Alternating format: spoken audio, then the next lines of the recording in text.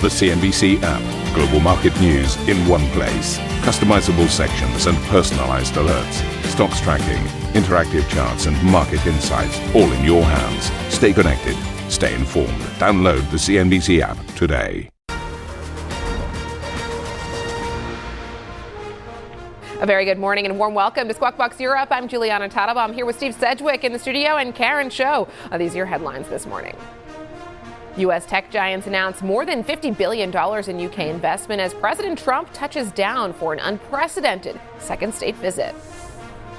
Well, they're out, the latest UK inflation data, and there's very little respite, I'm afraid, for the UK government. CPI in August has come in pretty much in line with expectations, up 3.8%, up 0.3% month on month in August. So that's this side of the Atlantic. We're also waiting for, of course, a key rate decision out of the Federal Reserve. The US Treasury Secretary Scott Bessent telling CNBC he hopes for action from the central bank. The problem has been that the Fed has been behind the curve. We're hoping they will start catching up in a rather fulsome way. Nestlé chairman Paul Bulcke steps down after almost a decade in the role, with Pablo Isa named as his successor just weeks after the sudden departure of former CEO Laurent Freixe.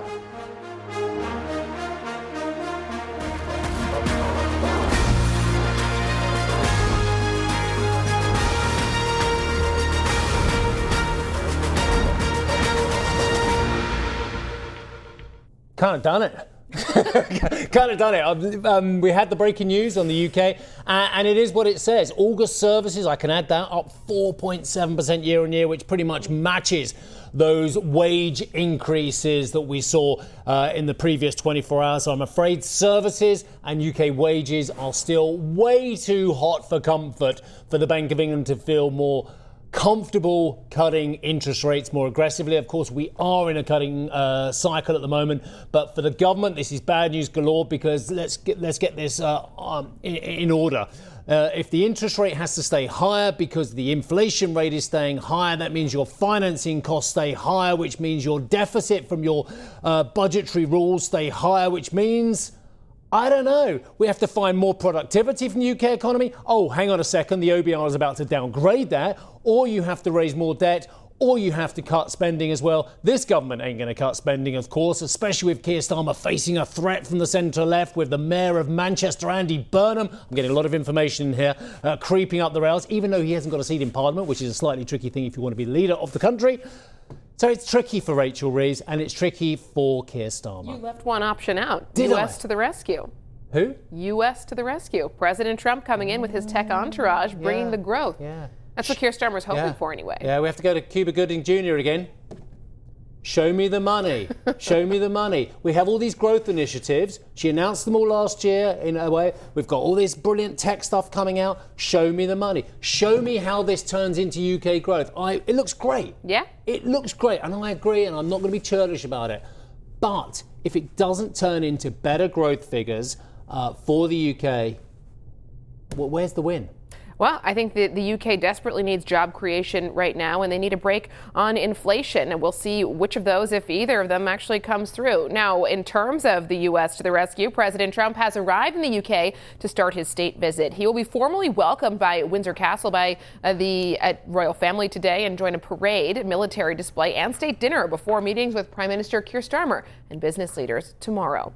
Top U.S. tech firms announced more than $50 billion in UK investment plans alongside the visit. The majority of that came from Microsoft, which says it will pump $30 billion in the country, half of which will be in cloud and AI infrastructure. NVIDIA announced a $15 billion investment that will see it deploy 120,000 Blackwell chips in the country, its largest ever deployment in Europe. And Google said it will invest just under $7 billion in AI and open a new data center, while OpenAI announced plans for a new Stargate UK project.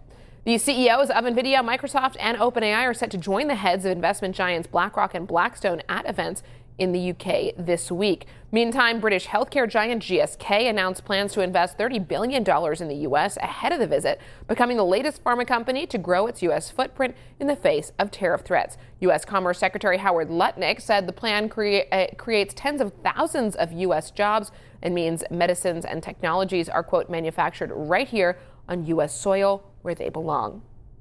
The UK government has put plans for an improved steel and aluminium trade deal with the U.S. on hold, according to multiple media reports. The UK currently faces a 25% tariff on steel exports to the U.S., half the level faced by other countries. But Downing Street said earlier this year that the two sides had reached a deal for a tariff-free export quota. The Financial Times and Guardian say ministers are instead focusing on securing a permanent guarantee that tariffs will not go above 25%. We are very fortunate to have Caitlin Birch with us this morning, global economist at the Economist Intelligence Unit. Caitlin, great to see you, as always. Really looking forward to chatting with you. It's great to see your name pop up on the guest list yesterday. So this state visit, the second state visit for President Trump to the UK, comes at a time when both leaders, no doubt, would welcome a diversion of attention away from domestic issues. What do you think of the timing of this and what the two sides are looking to get out of this week's events? Well, I think, as you just noted, there are some interesting sounding investment pledges, and I think that will probably be the element that we come out of this week focusing on. There are other areas where the US and the UK are looking to kind of make progress and, as Trump has said, move forward together. On Palestine, for example, on Russia, Ukraine, and all of these are very complicated and promise to be more problem than help in terms of having kind of positive stories to announce at the end of the week, which I think is really what they're going for. We have to remember this state visit was announced back when the UK was trying to get that trade and tariff deal and looking to use this, I think, as a sweetener to keep Trump happy, probably, and try to be positive moving forward. So anything that fits that bill will be good for the UK. When it comes to these deals, clearly that's where the attention has been so far. And it looks almost like it's a win-win for both sides, that from a U.S. perspective, these are companies trying to increase their global footprint, trying to embed themselves in a sovereign AI build-out in countries around the world. And then from the UK's point of view, we're obviously hungry for job creation, for skilled jobs. Are we missing anything here? Because it's fairly unlike President Trump to engage in a deal that's a win-win equally for both sides. Yeah, absolutely. That's the profile of all of those trade deals announced so far. Loose as they may be, has been an unequal playing field where all of the benefit largely skews to the US and tariffs are lower elsewhere. As part of some of those trade deals, too, the U.S. was working to get more investment. So we saw the EU making those broad investment pledges that EU firms would invest in the U.S. And Japan did the same as part of their framework deal. So now to see the U.S. going out to say, like, oh, would you like to jointly invest in AI? It feels very counterintuitive.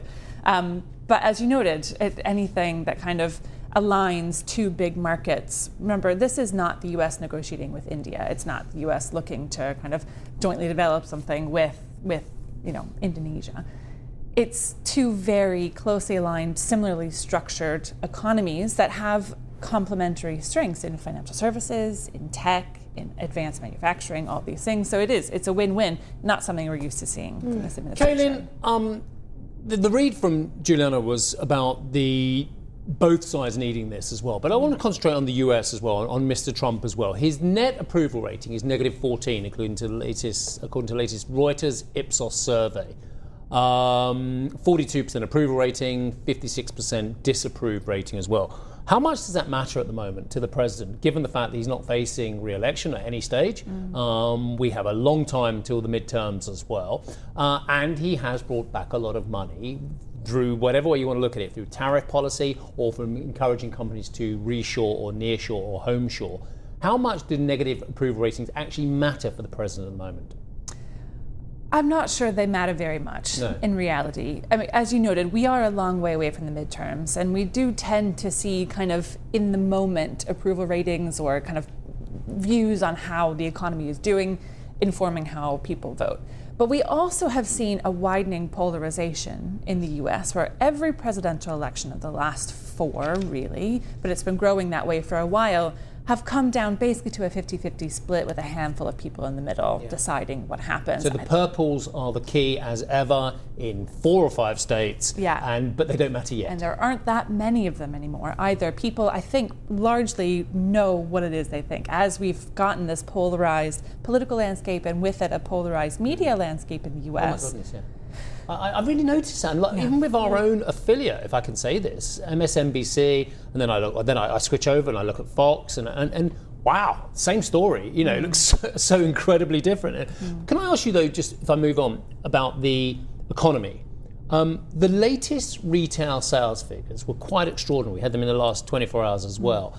Really big numbers as well. So despite all the concerns that the American population and consumer are having, and maybe a very good reason why Joe Biden, / Kamala Harris, because she came in late, of course, lost the last election, was the economy. The American consumer still looks okay. Yeah, we've seen so much resilience, actually, more so than we would have expected earlier this year when we had the kind of really big tariff announcements that disrupted capital markets and briefly, and a quick bounce back after that. But it is, and if you look, interestingly, at the GDP data in the first half of 2025, all we've got so far for the US, it's really a story of 2 tracks. Investment, generally speaking, was quite weak. That would you would expect in a time of huge policy uncertainty. AI investment, however, was very strong and pulled up the average, and that's why we ended up with kind of a decent Q1 to Q2 average in GDP. The underlying and most important structure for the US is private consumption. It's 70% of GDP. It really determines at the end of the day how things are going. And it kept trucking along, not at the rate that we saw in 2024, which is over 2%. It was below 2% at around about 1.5%, but it's enough to keep the economy ticking over. And it's really remarkable given how wild things have been on the policy side. I would caveat that to say that we haven't seen the full impact of tariffs feed through to prices yet. That's coming in the second half of 2025, and then we might see more of a knock.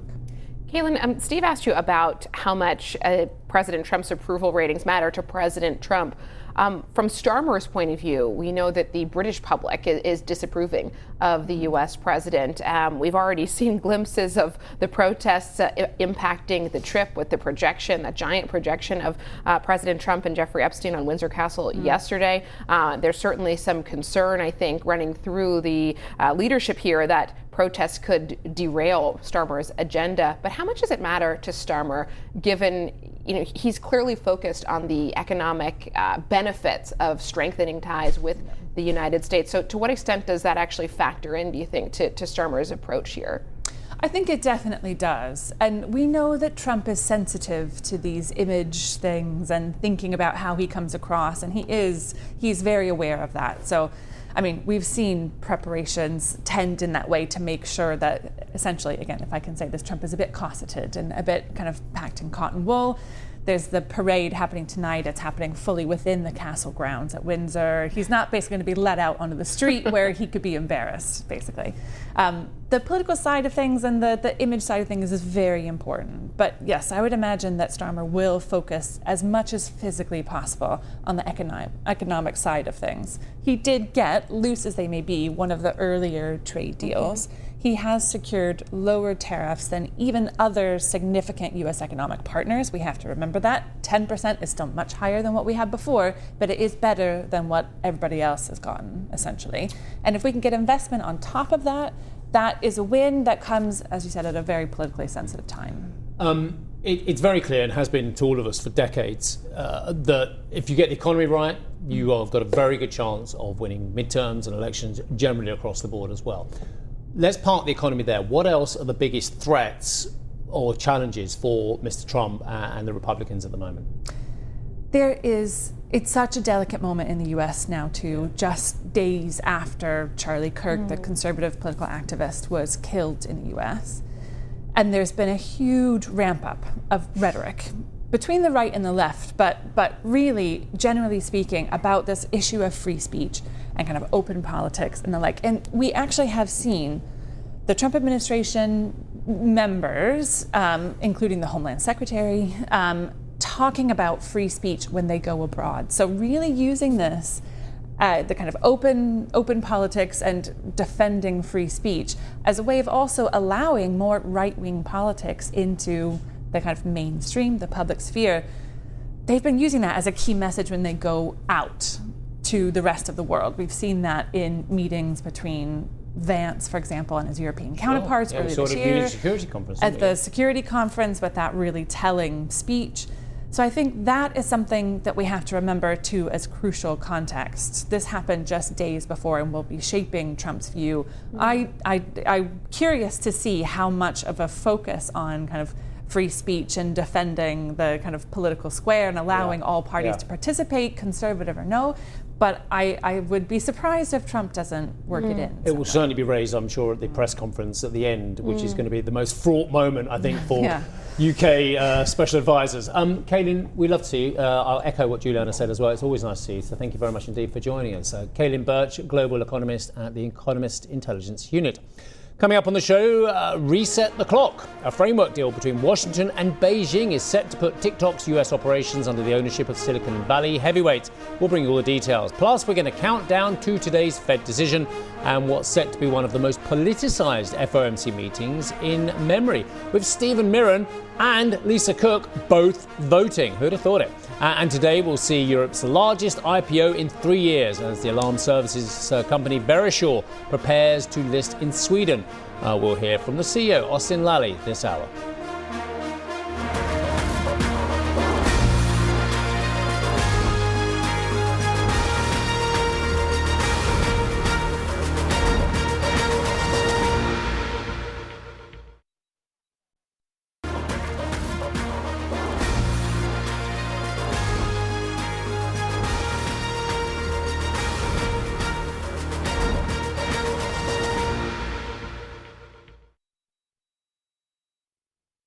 Welcome back. Alarm services company Verisure has announced plans to list in Sweden in an offering that the company says will raise around 3.1 billion euros. That would mark the largest amount raised through a European IPO since Porsche's blockbuster listing in 2022. We're actually going to hear exclusively from the Verisure CEO, Austin Lally, at 7:30 London time, so in around about 12 minutes time. So a little bit more about this company. Verisure, initially a part of the Swedish security group Securitas. Yes. It has more than tripled its customer base between 2014 and 2024, so major growth there. They're arguing there's still substantial room for growth to come. So it'll be fascinating to talk to the company when the CEO comes through. Why are the founders selling then? It's a good question. I've got the perfect person for you to ask. Okay, good. Thank you very much. Not selling everything, of course, selling a stake. Our next guest says that AI agents are promising but not yet ready for high stakes decision making, saying they currently excel in structured, repetitive tasks like customer support or sorting out my music taste on my phone. I noticed they're coming up with all kinds of ideas. We're joined in the studio by Amit Walia, who is the CEO of Informatica, which is currently in the process of being bought by Salesforce. Good to see you. How are you? I'm good, Steve. Good to be here. Good to be here, Juliana. Yeah, look, the key here is when. When are these agents going to start not only delivering better outcomes, but also more profitable outcomes? And of course, the big earth-shaking MIT survey, which, to be fair, the MIT report, the headline everyone loved, but there are other bits that were more nuanced beneath. But I guess that's the question. Profitable expansion of activities, is it happening yet? I think we're very much there. The MIT report, what it showed is we are at the peak of the hype cycle. It happens in every technology we've gone through. Cloud computing. This one's no different, yeah? No different. I think we of course, the spending in infrastructure has been so huge that everybody wants everything else to actually keep pace with it, and that's not going to happen. So when we talk to our customers, large enterprise customers where we sell, they're all in the middle of doing pilots, first round of operational rollout. It'll take some time. With data, real industrial data that companies have, there is sensitivity to that. There are governors to that. You can't have hallucination go wrong, things of that nature. They want to perfect that. So look, from where I sit and I talk to thousands of CDOs across the globe, next year will be a big year. A lot of work is happening as we speak. You're just not seeing the last mile result yet because it's early innings. There's so many questions we have for you on this one. I know Karen's going to get involved as well. But in terms of the hype cycle, sure. and I'll guarantee you, I'll have viewers now who say, oh, you're such a curmudgeon, oh, you don't like the technology. I love the technology, but I don't like my viewers and people losing money on hype. Do you believe actually there is a bubble in the hype stroke spending which will be pricked, and thereafter the winners who are left will be the real ones we need to look at? I think keep the word bubble aside. You said hype. No, hype so I'm saying everything that is happening to the AI cycle has been true for every tech cycle before us. Social, mobile, e-commerce, the internet. There was a lot of investment, a lot of work happened, a lot of companies were there, and then came out a handful of big winners. And they're the ones that actually then, if you see, created tremendous amount of value over the next decade or so. We're going to see the same over here right now. Absolutely the same. So I think there is nothing different. It's just that AI, definitely the only difference is in terms of value creation. Yes. I do think that it has the potential to create 2 to 5x more value than any other previous technology change. Hence, we are actually talking a lot more about it. The wheel would probably argue with that, but the wheel? The wheel. Well, the wheel. What productivity increase did we see from the wheel? The wheel. The wheel, actual as wheel. in the round thing that pulls carts, you know. All right, Wow, okay. that was an unexpected reference. Well, no, I mean, what was the greatest technology of all time? Is it the wheel or is it AI? Yeah, electricity's probably up there. Okay, we're going to leave that one up for debate. Although AI can be a wheel for creating a lot of productivity. Oh, look at you. So That's why you're the smooth. CEO. Yes, not us. So let me just pick up off of Steve's point around the pressure that CEOs are under to see real returns on their AI investments. Which metrics would you suggest monitoring to try to guide these strategic bets for company leaders who are perhaps watching this program, trying to understand where they can put their money that gives them the best chances of these investments paying off? That's a great question. And I think there is definitely a lot of pressure because in the early innings of any life cycle for any new technology, AI being no different, a lot of investment happens, which kind of gets a little bit ahead of the curve. But to me, you break value creation into productivity and innovation. And I think we've also got productivity wrong in our head. I think this whole debate about AI taking away jobs. To me, AI's first value will be truly enhancing what we do every day much better. And will there be new jobs? I'm very sure there'll be new jobs. Will there be some changes to the current job? I'm sure that will happen also. That has happened again previously in every technology life cycle. So productivity where we see, and I see our customers within our company, we see enhancing the value creation from each individual employee. They can do a lot. They're doing so many repetitive tasks through the AI tools, and then they can do innovation. Second is net new things, innovation. We are creating new products. We're going to help our customers create new products. A great example is, if you're a bank, let's say, you can actually truly understand your customer sentiment a whole lot better. And truly in real time now, you can actually make offers to your customers, which will be technically net new products that you were just not able to do before. And that will happen across the board in every industry. So I break it into two. Productivity usually comes first because you can track it a lot faster. Innovation always takes more time in terms of new products or services, but both will create tremendous value. Brilliant. Sounds very exciting. I'm all the way over there in camera one, and it is Karen Cho. You can't see her, but she's there. Karen, how are you? Good morning to you. I wanted to get into the weeds on this deal with Salesforce and what gets created on the back of it, because terrific technology over at Salesforce in the form of Einstein AI, and you have Claire AI engine. These get combined together. Why is it necessary to have a combination like that in a world of AI agents? What sort of moat, what sort of advantage is this going to create? Yeah, no, another great question. Look, first of all, what Mark has been able to do very well is that, look, they were the leaders in SaaS software. They created SaaS for the front office, and then they took over the entire life cycle of a customer. And they've been leaders with regards to agentic and agent force, but it's very clear for the customers as we talk to them that for agents to be successful, ultimately what matters is managing the data lifecycle. Can I get the most amount of data? Good quality of data so it doesn't hallucinate. Can I govern the whole agent so that basically this method to the madness at the end of the day? So they see that when they talk to customers that data management is very important. We see that.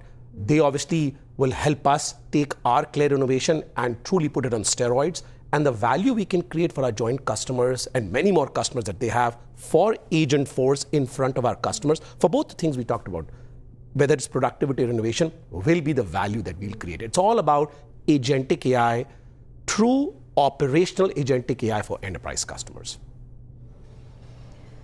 Amit, you could say this is an $8 billion experiment to create an AI agent then. Why can't this simply just be built from scratch by an AI native company, a startup with terrific ideas out there? Well, look, we have customers who are using our agentic AI today, our Clear AI. Hundreds of customers are using our AI. And there are thousands of our customers using our cloud platform that they're betting on. So we're not starting from scratch. We have customers, like we're in the UK here, like the Home Office, JLR, Unilever. We have global customers like Yamaha, Subaru, Deloitte of the world, Verizon, thousands who are truly using our Clear today or our platform today. So we have tremendous amount of enterprise credibility, scale, real life products, which nobody, we are the leaders in every Magic Quadrant we compete in. So there's just no one within the vicinity where we are. And that's the value that they see when they talk to our customers that can help Agentforce scale, and our collective customers get the value that everybody's under the pressure to get to.